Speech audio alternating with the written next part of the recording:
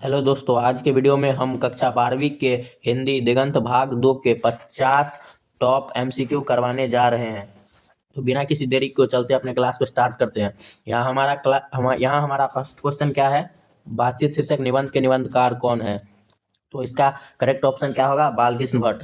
आप जानते हैं बातचीत शीर्षक निबंध गद्य की कौन सी विधा है? ललित निबंध है, जो यहाँ क्वेश्चन में दिया ही हुआ है। इसको ट्रिक के माध्यम से कैसे याद करेंगे? बातचीत के दौरान आदमी क्या करता है? भटभट करते रहता है।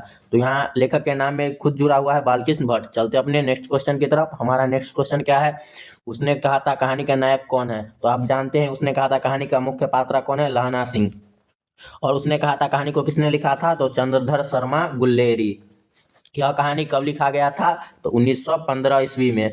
यह सब मुख्य बातें आप याद करते चलिएगा। चलते अपने नेक्स्ट क्वेश्चन की तरफ। हमारा नेक्स्ट क्वेश्चन क्या है? संपूर्ण क्रांति का नारा किसने दिया था? तो आप जानते हैं संपूर्ण क्रांति का नारा किसने दिया था? जयप्रकाश नारायण। और संपूर्ण क्रांति चैप्टर भी है, वो उसको भी जयप्रकाश नारायण ने लिखा था। और संपूर्ण क्रांति का भाषण कहाँ दिया गया था? तो पटना के गांधी मैदान में 5 जून 1974 को। यह सब बहुत ही महत्वपूर्ण क्वेश्चन है। चलते अपने नेक्स्ट क्वेश्चन की तरफ। अर्धनारीश्वर कल्पित रूप है, तो हो जाएगा क्या? अर्धनारीश्वर कल्पित रूप है शिव और पार्वती जी का। यहाँ हम ऑप्शन में ही नहीं कुछ लग रहा है, इसको चल मिटा देते। शिव और पार्वती का होगा। आप ऑप्शन ई याद रखिएगा, शिव और पार्वती जी का। अर्धनारीश्वर कल्पित। तो अर्धनारीश्वर चैप्टर किसने लिखा था? तो रामधारी सिंह दिनकर ने, जिसको राष्ट्रकवि के नाम से भी जाना जाता है। हमारा नेक्स्ट क्वेश्चन क्या है? रोज कहानी के नायिका कौन है? तो रोज कहानी की नायिका कौन है? मालती, जो कोरू बैल की तरह सुबह से रात के 11 बजे तक कार्य करती रहती थी। रोज कहानी को किसने लिखा है? सच्चिदानंद हीरानंद वासनायन अज्ञा ने। चलते अपने नेक्स्ट क्वेश्चन की तरफ। एक लेख और एक पत्र के लेखक कौन है? तो एक लेख और एक पत्र के लेखक कौन है? भगत सिंह। जो चलते अपने नेक्स्ट क्वेश्चन की तरफ। ओ सदा नीरा किस नदी को निर्मित बनाकर लिखा गया? तो आप जानती है गंडक नदी को, जो समस्तीपुर से भी प्रभावित होती है।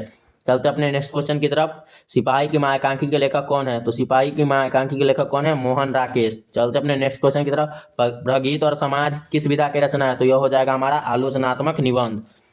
चलते हैं अपने नेक्स्ट क्वेश्चन की तरफ। जूठन क्या है? तो जूठन में जानते हैं ओम प्रकाश वाल्मीकि ने अपने आत्मकथा को लिखा है कि उसने अपना बचपन कितनी गरीबी में निभा बिताई है। चलते अपने नेक्स्ट क्वेश्चन की तरफ। मलयज का मूल नाम क्या है? तो मलयज का मूल नाम हो जाएगा भरत जी श्रीवास्तव।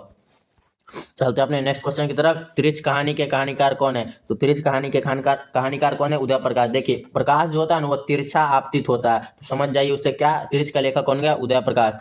जय कृष्ण मूर्ति इनमें से कौन सी रचना है? तो जय कृष्ण मूर्ति की रचना कौन सी है? शिक्षा। जिनका पूरा नाम क्या है? जद्दू कृष्ण मूर्ति। यह गद्य की कौन सी विधा है? तो संभाषण हो जाएगा। चलते अपने नेक्स्ट क्वेश्चन की तरफ। यहाँ आगे हमारा पदखंड से। करवक के रचयिता कौन है? तो करवक को किसने लिखा था? मलिक मोहम्मद जायसी। तो यहाँ जायसी जी का नाम दिया है, जिनका घर कहाँ था? जायस कब्र अमेठी में।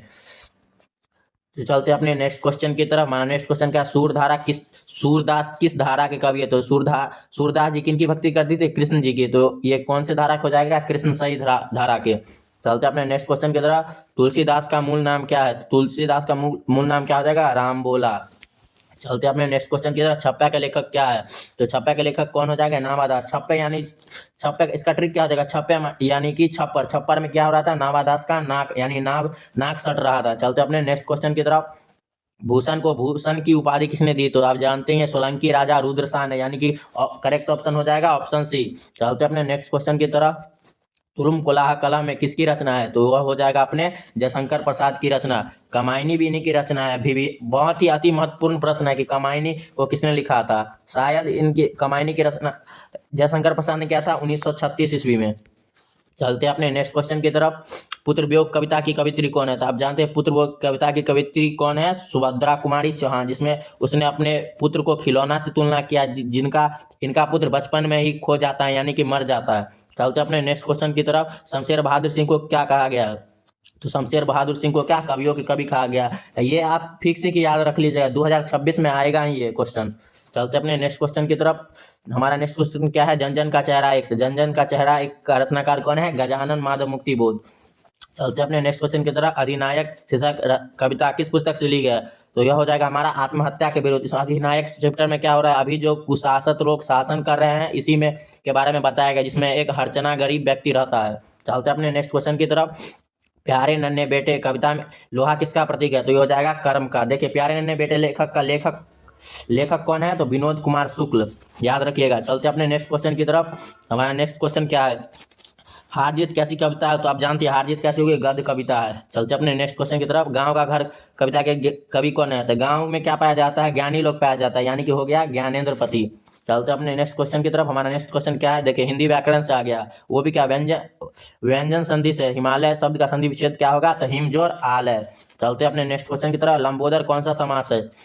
तो लंबोदर हो जाएगा हमारा बहुब्रीहि समास, यानी कि लंबोदर बोलने से आपको क्या लग रहा है? गणेश जी, यानी कि एक विशेष अर्थ प्रदान कर रहा है, इसलिए हो जाएगा बहुब्रीहि समास। चलते अपने नेक्स्ट क्वेश्चन की तरफ। अकल का अंधा का क्या मुहावरा का क्या अर्थ? अकल का अंधा यानी कि मूर्ख होना। चलते अपने नेक्स्ट क्वेश्चन की तरफ। हाथ पांव मारना मुहावरा का अर्थ क्या है? यानी कि हाथ पांव मारना मतलब कि प्रयास करना। ये नहीं समझ जाए कि नदी में तैरना होता है, ये सब गलत है। यानी होगा हाथ पांव मारना मतलब प्रयास करना। चलते अपने नेक्स्ट क्वेश्चन की तरफ। आकाश का शब्द का पर्यायवाची होगा, तो आकाश का हो जाएगा अंबर गगन नभ, यानी कि उपयुक्त सभी। चलते अपने नेक्स्ट क्वेश्चन की तरफ। आस्तिक का विलोम क्या होता है? आस्तिक यानी कि जो भगवान में विश्वास रखते हैं, यानी इसका उल्टा जो भगवान में विश्वास नहीं रखता, यानी कि नास्तिक।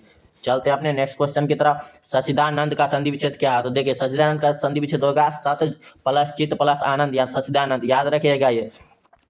चलते अपने नेक्स्ट क्वेश्चन की तरफ। नेक्स्ट क्वेश्चन क्या? प्रतिदिन में कौन सा समास है? नहीं, प्रतिदिन में क्या? प्रति आपका आगे में आ गया आपका उपसर्ग। उपसर्ग किसी भी शब्द के आगे लगा रहेगा, वह हो जाएगा आपका अव्ययीभाव समास। चलते अपने नेक्स्ट क्वेश्चन की तरफ। हमारा नेक्स्ट क्वेश्चन क्या है? जल का पर्यायवाची शब्द है, तो जल का क्या हो जाएगा? यहाँ पे जल का होता है नीर भी, तोय भी, वारी भी, तो हो जाएगा उपयुक्त सभी। Option D correct option. चलते अपने नेक्स्ट क्वेश्चन की तरफ। हमारा नेक्स्ट क्वेश्चन क्या है?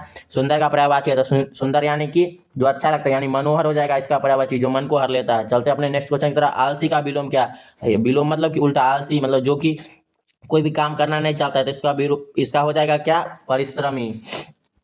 चलते अपने नेक्स्ट क्वेश्चन की तरफ। परोपकार का संधि विच्छेद क्या है? तो परोपकार का संधि विच्छेद होगा पर जोर उपकार, यह व्यंजन संधि का क्वेश्चन था। चलते अपने नेक्स्ट क्वेश्चन की तरफ। चौराहा का में कौन सा समास है? चौराहा यानी कि चौराहा मतलब चार कोना, यानी कि यह संख्यावाचक है, तो हो जाएगा अपना द्विगु समास। चलते अपने नेक्स्ट क्वेश्चन की तरफ। घुटने टेकने मुहावरा का क्या अर्थ है? घुटना टेकना माने कि हार मान जाना। यहाँ देखिए डी ऑप्शन ही गायब है, नन ले लीजिए डी ऑप्शन में। चलते अपने नेक्स्ट क्वेश्चन की तरफ। हमारा देखिए नेक्स्ट वन क्या? समाज का विशेषण क्या? तो समाज का तो बहुत सब जानता है कि सामाजिक होता है, लेकिन लिखने में कंफ्यूज हो जाता है, तो हमारा देखिए सामाजिक होगा, सामाजिक नहीं। चलते अपने नेक्स्ट क्वेश्चन की तरफ। मनुष्य का संज्ञा भेद है। मनुष्य यानी क्या? जाति को बता रहा है ना। जैसे जानवर हो गया तो क्या जातिवाचक हो गया, जैसे पक्षी तो वो क्या हो गया? जातिवाचक हो गया। चलते अपने नेक्स्ट क्वेश्चन की तरफ। मिठास शब्द में कौन सा प्रत्यय? मीठा जो मिठास में हो जाएगा प्रत्यय। अन्याय शब्द में कौन सा हो गया? देखिए अन्याय कैसे बना है? अ प्लस न्याय, तो यहाँ जाएगा हमारा क्या? उपसर्ग हो जाएगा अ। चलते हैं अपने नेक्स्ट क्वेश्चन में। शुद्ध शब्द का चयन करें। शुद्ध शब्द क्या हो जाएगा? परीक्षा। आप देखिए ई वाला परीक्षा कभी भी भूल से भी नहीं मारिएगा, नहीं तो नंबर खट से कट जाएगा। चलते अपने नेक्स्ट क्वेश्चन की तरफ। हमारा नेक्स्ट क्वेश्चन क्या है?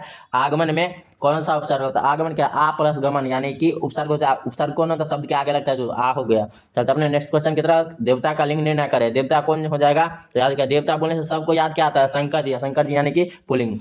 चलते हैं अपने नेक्स्ट क्वेश्चन की तरफ। नाक कटना मुहावरा क्या है? नाक कटना मतलब कि अपमानित हो गया। चलते अपने नेक्स्ट क्वेश्चन की तरफ। नेक्स्ट क्वेश्चन क्या है हमारा? कमल का पर्यायवाची क्या है? शब्द है, तो कमल का क्या है? सरोज होता है, पंकज होता है, जलज होता है, अरविंद होता है, बहुत सारे होते हैं, यानी कि उपयुक्त सही। ऑप्शन डी करेक्ट ऑप्शन होगा। चलते हैं निंदा का विलोम शब्द क्या है? तो निंदा का विलोम शब्द हो गया हमारा निंदा का उल्टा, मतलब निंदा मतलब क्या? आपको बुराई करा था, आपकी प्रशंसा करना। तो यहाँ पर देखिए हमारा टॉप 50-50 क्वेश्चन खत्म भी हो गया। तो आपको इस वीडियो से कुछ ना कुछ सीखने को मिला होगा। अगर आपको किसी और सब्जेक्ट पर वीडियो चाहिए तो कमेंट में जरूर बताइएगा। Thanks for watching.